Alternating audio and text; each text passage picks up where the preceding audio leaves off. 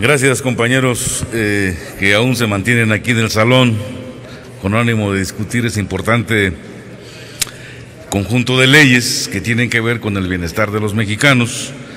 Y yo voy a votar a favor, pero también quiero hacer unas reflexiones en lo general de este conjunto de leyes que hemos estado votando. Y estamos discutiendo la ley de ingresos en medio de una crisis que el gobierno se empeña en negar. Plantea hacer recortes, pero tenemos que hacer mucho más que eso. Sabemos que los ingresos petroleros representan una quinta parte del ingreso fiscal total y que han sido la base segura del presupuesto nacional durante los últimos 30 años después de la fallida administración de la abundancia. Esta es una riqueza transgeneracional y tiene que manejarse de tal manera que sus beneficios alcancen a las siguientes generaciones. Eso es sustentabilidad, sostenibilidad.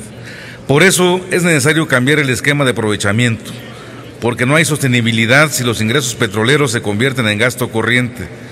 El gasto no tiene que ser regreso financiero.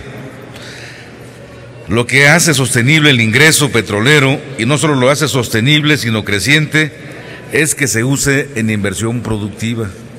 No nos va a tocar el tema de cómo se asigna, por eso hay que dejar claro esto.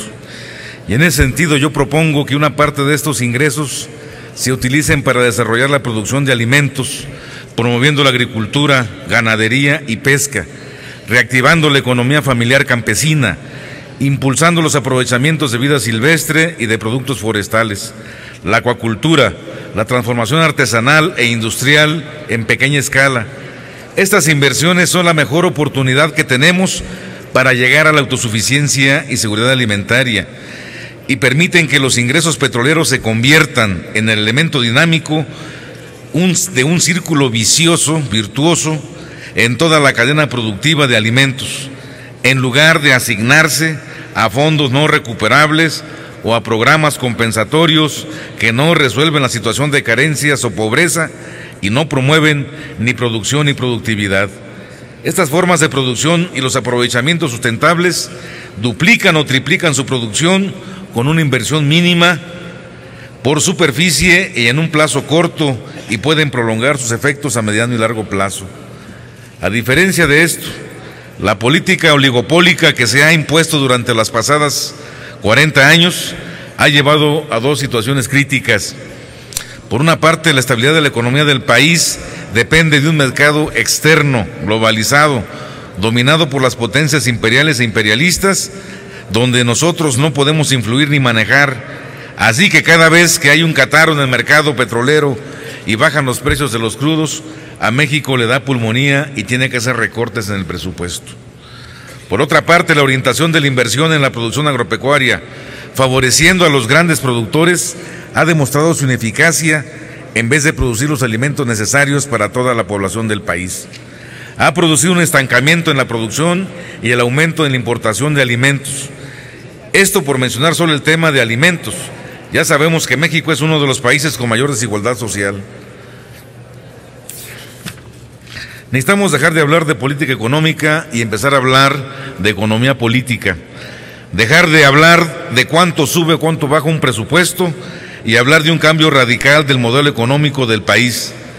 Tenemos que dejar de intentar mejoras en un sistema fiscal inexistente, porque lo que realmente tenemos es un sistema de cuentas anuales que no permite establecer políticas sustantivas ni programas a largo plazo, solo programas clientelares que en el mejor de los casos duran 1 o 2 sexenios. El modelo capitalista monopolista en su componente neoliberal ha mostrado su debilidad. Más de 53 millones de mexicanos con carencias, más de 20 millones en pobreza y más de 7 millones en pobreza extrema, más de 2 millones de jornaleros agrícolas que viven y trabajan precariamente sin ningún tipo de prestación, millones de migrantes internos que dejan sus comunidades rurales para engrosar los ejércitos de trabajadores urbanos, cientos de miles de niños entre los 3 meses y los 2 años de edad que sufren desnutrición y no podrán alcanzar su desarrollo pleno.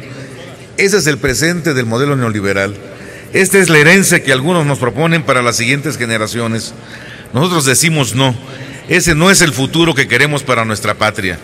Y por eso trabajaremos en la construcción de un modelo distinto, con políticas públicas progresivas, con un nuevo modelo de política social que deje atrás la política clientelar y promueva la inclusión, la economía familiar, la educación y capacitación, la actividad productiva, un nuevo modelo económico alternativo que rescate la capacidad y creatividad de los productores en pequeña escala, que oriente la inversión pública a esos productores, nuevas políticas de salud, de educación, de vivienda, políticas públicas de nuevo tipo para recuperar la viabilidad de la economía mexicana, rompiendo la dependencia de los ingresos petroleros.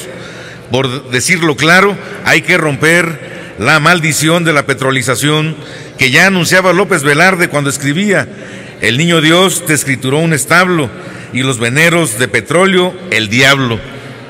Aunque ahora los diablos son tecnócratas que visten trajes de mar, que piensan y hablan en inglés.